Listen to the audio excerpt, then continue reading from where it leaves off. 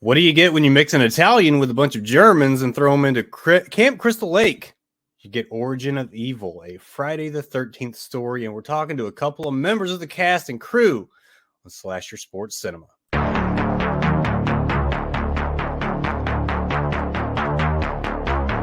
will say that I have shed innocent blood. What's blood for, if not for shedding? I'm my number one fan. We all go a little mad sometimes. God, it knows I'm here. They're coming to get you, Barbara.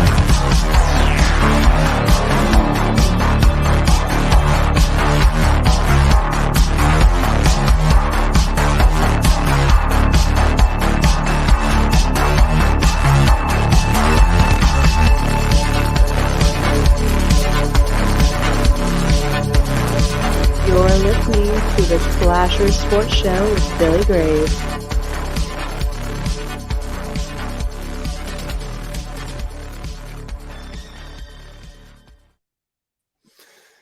Christine, Shana, welcome. Hello. Thank you for having us on. Well, thank you for coming on. Shana, I know you guys had to like that intro video, right?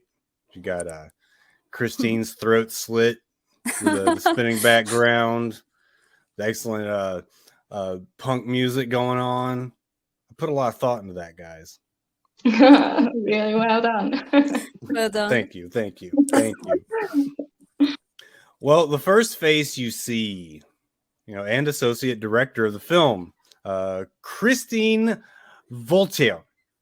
Please tell me that was close. That was close, yes.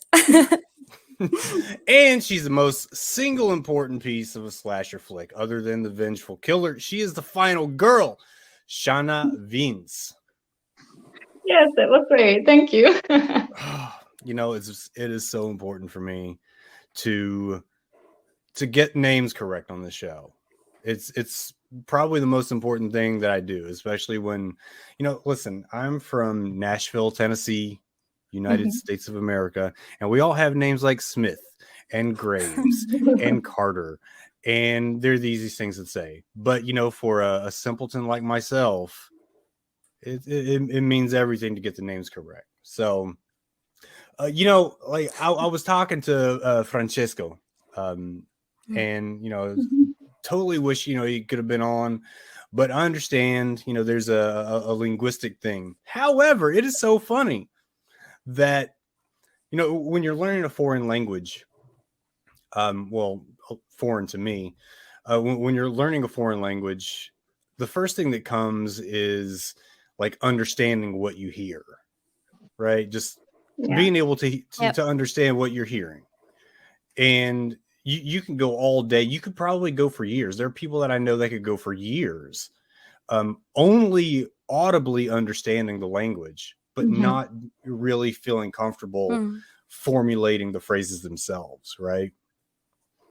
Yeah. But then you take, understanding what you read. Francesco and I have lengthy conversations, via message, but never verbally. Never verbally. He doesn't like that, so he's always writing. But he speaks German, which is wild to me because, being from Italy, listen, I'm not here to disparage anyone's language, okay? But German has to be one of the most difficult languages outside of anything that doesn't use the Roman lettering. Thai, you have a different alphabet, but you have the same alphabet as as English, Spanish, Portuguese. Right. But it is such a difficult language, and I have tried. Christine, I couldn't get your last name correct. But it was close, so it's okay. It was close, wasn't it? But did you study another language in school? Not in school, just in life. I speak Spanish, and I feel like my Portuguese is really strong. And then it's strong. It would get me back home if I needed to find my way home. But I also like to say that I speak a lot of Thai as well. Wow. But I I speak enough to get lost in Thailand. Okay. And yeah, I would never make my way back home. I would just have to live there if I Me was too. lost there. Oh, you too? Okay, yeah. I always told myself that that I was going to retire in Thailand. Oh, okay. But I don't know if that's true because one, the food, I can't get past the food. Mhm. Like I'm a steak and potatoes kind of guy. And that's just not really the norm. It's not normal for Okay. Thailand. And I'm afraid of tsunamis. Oh, Oh, okay. yeah. But you traveled there? Well, I would like to say I traveled there. I was in the Navy, the United States Navy, Okay. and they basically took us there. And it was a great time, but I did lose weight while I was there. I just didn't eat anything. Okay. But I guess I don't understand or fully grasp the global impact of really any horror franchise when it comes to horror in Germany. Is Friday the 13th like what Americans would call a Mount Rushmore franchise? Do you know what that means when I say Mount Rushmore? I don't. No. So, okay, like I'm totally ignorant when it comes to what anyone else in the world knows about the United States. Like the entertainment industry is well known, sure, but I'm not sure if anybody would really get what Mount Rushmore is. So think about this. In one of the states up north, there's like a large mountain, okay? And in the mountain, there are 4 faces carved, and they're 4 of our former presidents. Yeah. Like 4 of the major leaders of the country, and they're all carved into the side of the mountain there. So when somebody asks you, what is your Mount Rushmore list of singers, you might name your 4 favorite singers, and they represent the 4 faces, right? Or like if Germany had something similar, maybe like the best 4 leaders of your country since whenever it was formed, and they would just be carved there as like a monument, sort of. So when I say the Mount Rushmore of horror, I might be talking about Friday the 13th, Halloween, Dracula, and I don't know, The Exorcist or something. But with that question, going back to that question, does Friday the 13th really fall under that? Is it that highly regarded in horror? I would say it's more for Halloween, but not Friday the 13th. So basically, the older people know Friday the 13th, but today, I mean, I think everyone has saw the new Halloween film. So yeah, Friday the 13th, maybe. Yeah, I think the older generation. And Off me. the top of your head. Well, let's start with Shana. Shana, who's your Mount Rushmore? Since we're learning things here. Like for horror movies. Yeah. Like really, I'm more of a chick flick kind of girl. What's your Mount Rushmore of chick flicks? Like Pride and Prejudice, stuff like that. I'm more into that kind of stuff. I really came into the horror scene, like with Francesco and Christina. Christina and I have been friends for more than 25 years now.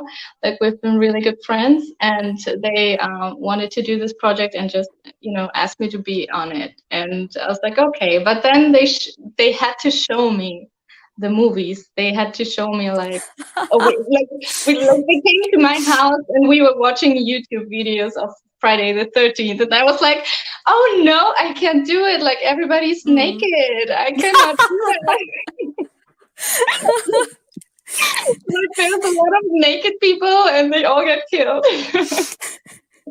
So that's but we didn't ask because you have to play a naked woman. So and then like within the first 5 minutes of Origin of Evil, you're in a bathing suit on on the dock. Yeah. I thought you said that's good though. Like I was like, I cannot do that. Like that's too much skin. And she was like, well, let's debate on that. So we had like an entire, I don't know, 1 or 2 hours just debating on what I was going to wear. Well, you know that's kind of the rule of horror flicks. The ones who get naked never survive. Oh my God. So that was a good choice then. It was a pretty good choice. Like you were Oh, close. okay. You were close, but you made it. That's good though. What about you, Christine? Who's your I hate to keep saying Mount Rushmore because it's not a thing, but who's your Mount Rushmore of horror? I would say Friday the 13th and Halloween. The two are very close. Well, there are 4 faces on Mount Rushmore, Christine. You're gonna have to play by the rules. Oh, okay. Child's Play. I'm more of the old. I like the old movies, so Like the old slashers. yeah. See, I'm good with that. And actually, if you ask a lot of horror fans who their Mount Rushmore of horror is, 7 times, 8 times out of 10, they are going to tell you slashers. They always forget about the other genres. They always do. I don't know why, but I mean, you have to consider Dracula because you know he's the original. You got to consider like the Universal movie monsters like Frankenstein and the Mummy and the Wolfman. These are all, you know, transcendent to country. You've got your own, you know, you've got your own in every European land. So I think that's probably the easy thing to do is to go by all the slashers because they're what we grew up with.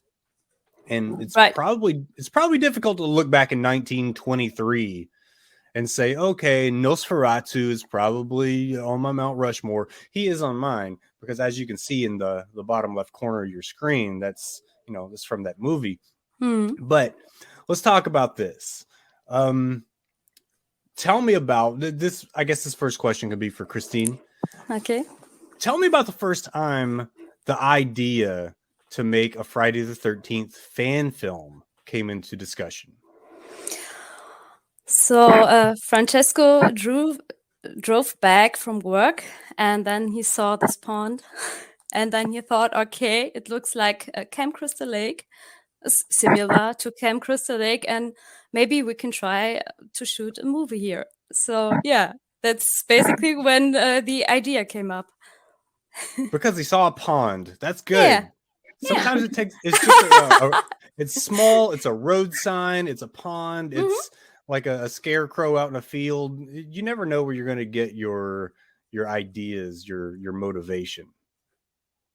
So many friends asked him, do you want to try to make a fan movie of Friday the 13th? And he said, no, I can't do this. I'm too short and it's too difficult. And so many things, because so many things why he couldn't do this movie. And then he saw this pond, and then he thought, okay, maybe we can try it. And he was worried about being too short. Yeah. How tall is Francesco? Okay, I can say with his shoes, he is almost as tall as the first actor of Jason. So yeah, 3 centimeters. Okay. I can buy that. That's good. I don't know what centimeters is in feet and inches, but it's okay. We'll go with that. Shana, tell me about when you were first approached to do this film. To do this film, well, we've already done a couple of shorter films in the past together, and then I don't exactly remember. I think Christina called me and just asked me, well, we're going to do this movie, or Francesco himself, I don't remember. But they told me, well, do you want to be part of it? And it's going to be great. It's going to be epic. Francesco is a very positive person, so he's always like saying stuff like, it's going to be so great. We're going to have so much fun and stuff like that. And you won't be naked at all. And Was that part of the pitch? That's good. So, Christine, out of all the Friday the 13th franchise, why was part 2 the starting point? Yeah, we wanted to show the beginning of Jason. So you will see in our next movie, we will show something from his past. And we want to show something when he is not that old and it's not that far in the history. So yeah. And it probably makes it easier on the budget if he's not undead, if he's not a zombie, right? Yeah, that's right. And I mean, you have the sack head. So no, we have hockey mask, but I think it's not that difficult, but you can play with that. So with the you can see his face, how is he looking behind the sack, and I think that's interesting. Yeah, so no makeup really needed. Everything. Yeah, I've always preferred the Friday the 13th films before Jason, became a zombie. Yep. Because that's the type of horror that, used to scare me as a kid. When you would involve a zombie or a ghost, it just lost effect for me because I already did not believe in those things. But when you tell me there's a real man outside my door with a pitchfork and he wants to stab me with it, like that does a number on a child, and that's when I watched when I was a kid. I've told the story far too many times on this podcast, but my first time watching a Friday film was part 2. That's why I had this, the interest to talk to Francesco about what he was doing. I mean, I basically had to sneak and watch the film when my parents were, out on date night. So I would, have to go into their closet. And I know you guys are old enough to remember a VCR, right? So yeah, I do. Yeah. maybe even barely. But I'm 40 years old, so I'm probably a little older. When I was 4 years old, I had to wait for my parents to leave, and I would sneak into their closet, move all their clothes out of the way, and I would find the movies I was not supposed to watch. And Friday the 13th Part 2 was one of those movies. Okay. Now, if you were a smart kid, you would look at the tape and you would see how much of it has been watched already. So if you press play and you're on the scene where the girl is swimming, that when you finish, you need to rewind the movie back to where she's swimming and then take it out and put it back where it was. Because, your mom's going to put the movie in and she's going to be like, who's been watching this movie? Billy, was it you? And I have to lie and say, no, it was my sisters. Right? You got to be smart. Did you do it like that? Say that again? Did you do it like that? Maybe not in that instance, but maybe other movies. I don't know. It's but I wanted to make sure that it didn't happen. So, gotta be smart and rewind it back to where it was. So, Shana, tell me about your first time viewing. I know Christine and Francesco were basically like war torturing poor Shana, tie you to a chair and like not feed you, not give you any water, and then make you watch these films. Do you remember the first one you watched? Actually, we did like a small party, like launch party, when the movie got out on YouTube, and Christina and Francesco invited us all, and then we got some drinks. We ate very well. Cake. You brought some cake. And Francesco is a very good cook, so he cooked for all of us, and So we had a little party, and then we watched it together. What kind of food on a day like today is Francesco gonna get together in the kitchen? You know, he's Italian, and so always when he asks if I want to come over and watch a movie or something like that, I always tell him I want like original Italian cuisine. So I always ask for pasta, and he has to cook pasta, and he does it very well. So Americans do this thing that they shouldn't do, and they'll take their spaghetti noodles and they'll break it in half. Oh no! Oh my God! So then you can eat pizza with pineapple. So that's the same. So that's another thing, right? Yeah. That's an abomination. I even feel that's an abomination. Yeah, but, it is. Yeah. It's a sin. It is. I think it is too. But like I'm a pepperoni guy, and I know that's not even really authentic, right? Am I correct in saying that?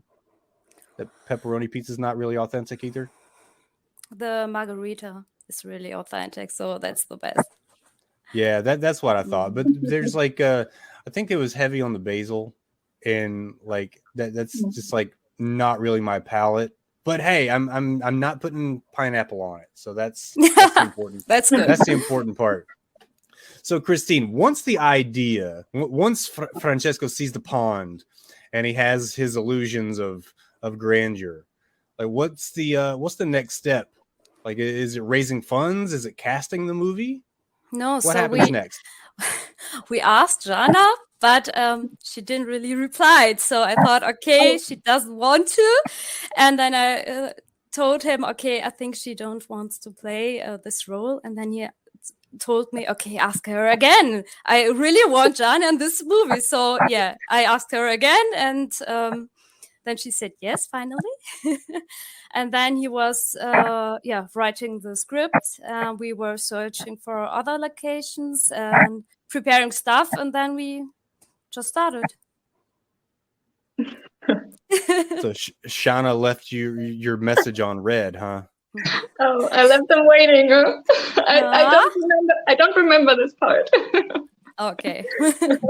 It's easy to forget, Yeah. But watching Origin of Evil, the first thing I notice is original content from part 2 being used. Like there's of course the voiceover of Paul, who he's telling the campfire story. But there's also the music of Harry Manfredini, which is great because I just spoke to a good friend, Ben Johnson, on the last episode. We talked about the importance of sound and music in the film being just as important as dialogue and suspense. But there's certain things you can use and some things you can't. So making a fan film, what kind of limitations are put on you? Yeah, we have to be sure that it's no copyright, but we wanted to be as close as authentic and as close as possible. So yeah, it's Francesco tried everything he can, so I think he did a great job. Well, he hasn't been copyrighted yet, so he must be flying in the right level. So yeah, I actually asked him about that, and he said, "Yeah, like some of this is fair use." And I said, "Well, shit, I didn't know that. I don't know what kind of limitations there are for a filmmaker, especially when it comes to music. I can't even post a TikTok with certain songs without it getting flagged for copyright. So you really do have to do your homework." Yeah, he has to search a lot of time. So yeah.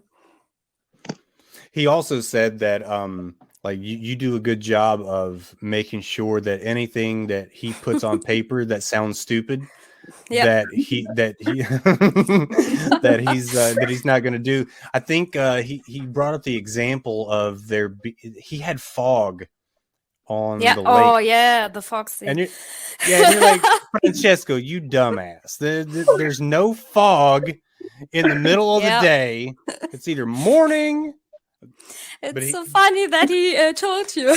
So he's trying out to do some fog scenes, and he put it literally everywhere. So Shana was lying down, then suddenly there was fog. Then the next scene there was no fog, and then for the whole movie. And then I said, no, that's not good. There's Don't fog do in the that. bedroom. Don't do that. That's funny. I didn't know that, but I can totally see it because Francesco is such a visionary. He has so many ideas, and he wants things a special way, like a certain way. And I can totally see how he said that. But then again, Christina and Francesco, they are like such a great team. They go like they mix very well together. And in the end, both of them have great ideas, and yeah. In the end, it will always be a good movie. Well, you brought a specific thing to the film as well, Shana. You got the top billing in Origin of Evil, but because this is a short film, you have to do two very important parts of Friday the 13th lore. Okay, you have to be the final girl, and you have to do the obligatory bathing suit scene, which usually you can't survive both of those, right? There's always going to be just one. And in a feature-length film, there's always a nude scene, but don't worry. In part 3, I'll do that. Nobody else has to, nobody else has to do it. They may never watch it again. They may never watch it again. But that's the risk that you take when you're filmmaking. So, Shana, tell me, talk me through your experience as the final girl of Origin of Evil. Well, what exactly do you mean by that? I mean, I went into this project not exactly knowing what was going to happen because we did not have a script beforehand. So usually they told me where to meet them, and then I just got there like with the clothes on that I had on, and then he would like for every scene he would just tell me before that scene what I was supposed to do. So there was no script that I received beforehand. So, well, there wasn't a lot of dialogue in this one, right? Yeah. Right. There was no dialogue actually. But you did find a cassette tape Walkman. Is that what you were listening to? Where the hell do you find a Walkman in 2022? eBay. We found it on eBay. Okay, good answer. Good answer. Now, I was specifically told, Shana, to ask you about the scene with the axe. With the axe. Oh. Yeah. So I was told to ask you about that because you had somewhat of a traumatic experience. Yeah. Tell me about that. So as I just said, like Francesco would always tell me right before the scene what was going to happen, and I did not know that I was supposed to do this kind of scene. So we were standing there, and then I had to, like I saw, like in the movie, I saw that my bicycle was gone, and I turned around and I saw him, and then he was going to throw an axe, towards me, and I would just turn to the side and step around the tree that was behind me. And so he would tell me right before that well, don't worry, I can aim very well, and nothing's gonna happen. And I was very naive, and I was like, okay. So we did that, and I took a step to the right, and he would just throw it. Like I feel like it was very, very immediately, very sudden. He would just throw it, and I was feeling like my life was flashing right before my eyes, and I was thinking like, I don't want to die for this movie. It would be a good one to die for, though. It would be a good one. Yeah. I mean, what better way to go than to make a Friday the 13th film with your friends, right? And to die along the way. There's no better way to go. Right. So what did he want? He wanted you to like stand next to the tree and then throw the axe and then it sticks So, like next to your head like they do in the cartoons? I mean, I was supposed to like turn and like walk around, like, or run around that tree, and then when the axe gets into the, like, arrives at the tree, then I would stand behind the tree. So I was like running around the tree one time. So that scene does happen, but it just It- happens in a different order. It does happen, and you can also see my very shocked face. That was a real face. That was And real. it was real. It was just like it happened so quickly, and I was shocked because I didn't think that he would throw it that fast. That's it. Everybody was shocked. Everybody was like, Francesco. So okay, that was close. What do you think, Christina?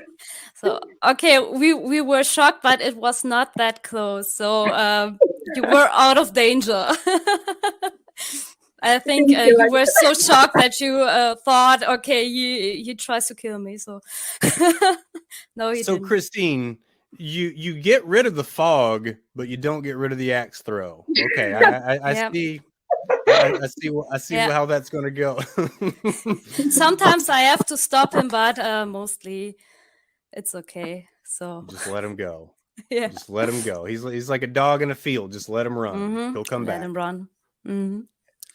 So Christine, you all paid homage to the series in subtle ways, and like Shana in the scene where you open the tent and there's like clearly someone under the blanket. I was critical. I said, "Oh man, that's unfortunate. They're moving. You can see they're moving, but there was a reason they were moving. It's because Jason's under there waiting to kill you, right? Just as he got Vicky in part 2, he's hiding under the blanket." So that one got me. Brava. But how else in Origin of Evil 1 or 2 did you guys pay homage to the franchise? I know there's the car in part 2. I know there's the scene where Jason kicks the stereo. Yeah. What other small homages were there? So the scene with the hitchhiker, we wanted to. We thought of doing a similar scene with a banana, but we changed it. I think it's better this way. Yeah, and then the guy in the woods who's smoking, and Jason lifted his sack. So yeah, and he run away. That's from Jason Takes Manhattan, and yeah, some small details in every movie. I like it. So Shana, I have to ask you one more, maybe embarrassing. I don't know if it's embarrassing, but tell me about the shack that was used as Jason's home. Was there something you didn't like about it? Yeah, definitely. So I think originally Francesco wanted me to go inside, and I don't know if they also wanted to close that door. I don't remember. I think there was something about closing that door, and like that house, it was. I think it was used by drug addicts before, or at least it looked like that. And there were like on the walls there was written like, "Oh, I was here on that day," and "wild party" and stuff like that. And I was like, I'm really scared to enter that house. And we also had a little debate about that. Yeah, then, you might need a suit. You might need a hazmat suit. I don't know if hazmat is the right. Do you know what hazmat is? Hazardous material, No. like the big white suit that you put on before you go into like a dangerous area. Yeah, like radioactive or anything like that. Yeah, you don't know what you're going to step on in there. Right, you don't know. And yeah, I was really scared, and I told him I prefer not going into it, and I prefer if we can change that scene. You know, I already almost died once. It's enough. But your main focus was the fact they were going to close the door.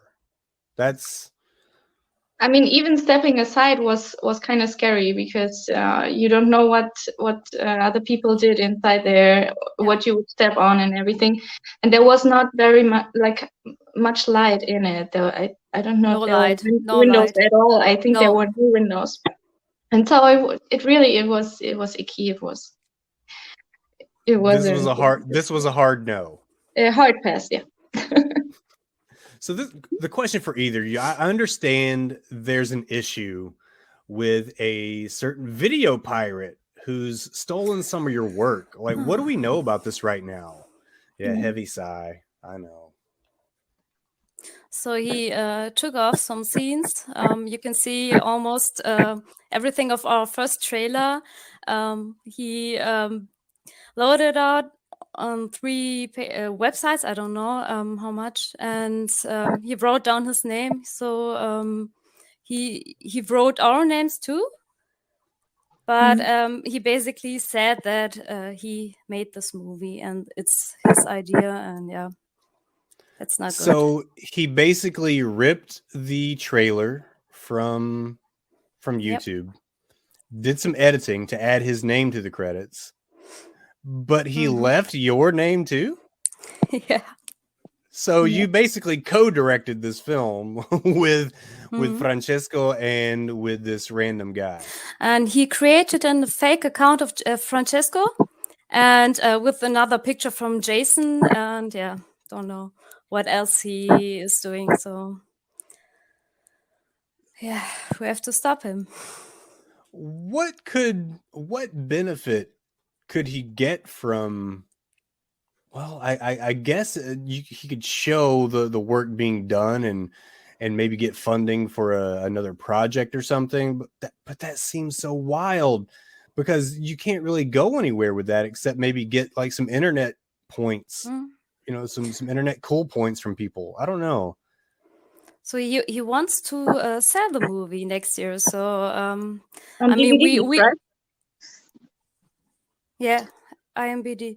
So we have done everything for this movie, the idea, the work, and gave everything, and then he just said, "Okay, that's my movie, and you can pay me for that." So I don't know what to say about it. What's this guy's name? We need to make sure that I think nobody's watching this guy's stuff. Rui Constantino, I think. Rui Constantino. Portuguese name. Rui Constantino. He's a Portuguese guy. Okay. Yeah. That's terrible. Yeah, guys, let's make it very clear. Origin of Evil, a Friday the 13th story, part 1, part 2, and the upcoming part 3, all done by Francesco Tesauro and Christine Wolter. Yeah. I'm so ashamed. It was close. I'm so ashamed. No, it was great. Don't worry. Was it great? Okay, Yeah. Thank you, Christine. Don't lie to me. My okay. feelings cannot be hurt. No, it's close. I'm cold and rigid. Well, listen, you gave Origin of Evil a longer runtime. It's almost twice as long as the first. Yep. And there's more dialogue. And actually, I was a fan of Jason with the bigger weapons. I was always a fan of like the pitchfork, the spear. I know the machete was like made popular in the franchise, but that's just me. I like the larger weapons. What did you learn between part 1 and part 2 that made you a better filmmaker to make these changes? I think that's a question Francesco could answer better.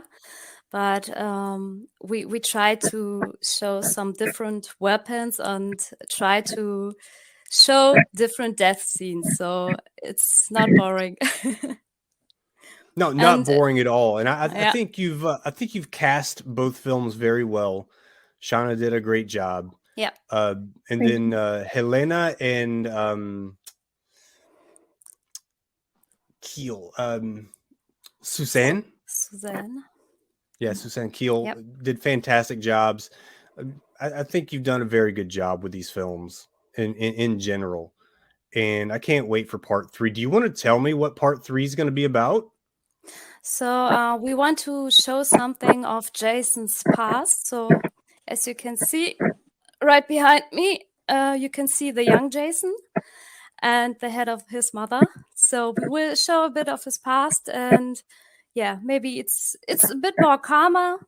It's calmer than the second movie, but yeah, interesting as well. Well, we can't wait to see that. And Shana, you've now been in a series of fan films, I guess, now with Origin of Evil, as well as the Chucky fan film. I actually just saw that last night. I thought that was pretty fun. Do you plan on doing any more horror, or is your next venture going to be to fall in love in Paris? And what's next for you in the acting realm? I know you've got to have plans. Well, I'm not an actress, and Sure you are. No, and I don't aspire to be one. But I did not die in the first movie, so we don't know what's going to happen there. That, ladies and gentlemen, is what you call a cliffhanger. Okay, so yeah, Shana knows what she's doing. Well, before we get out of here, Shana, do you have any final thoughts on the film you've done? I think I'm just very lucky to be in that movie. It was really a great experience to do it with good friends of mine, and I'm just glad there's a lot of people there that like to watch it. Thank you for watching it. Thank you for watching. Well, thank you for making it. Christine, your final thoughts? Yeah, thank you for all of your support and for watching our movie. And yeah, for the rest who hasn't seen the movie, please check it out and leave a comment and thumbs up.